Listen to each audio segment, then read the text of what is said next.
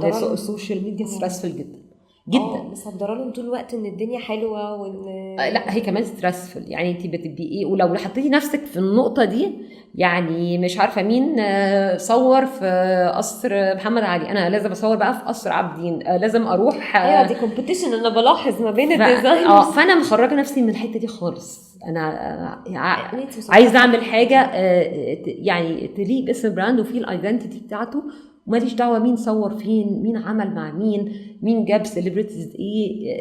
يعني بشوف ان الحته بتبيع نفسها. انت خارجه بره الكومبيتيشن، اهم حاجه اكون مبسوطه باللي انا عاملاه.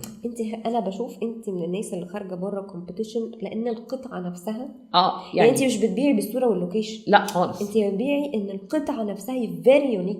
ممكن بالعكس، انا ساعات اللوكيشنز الجامده دي ما تنفعش مع حاجتي لان القطعه غنيه تفاصيلها كتير. فانت هتبقي مش عارفه تبصي هنا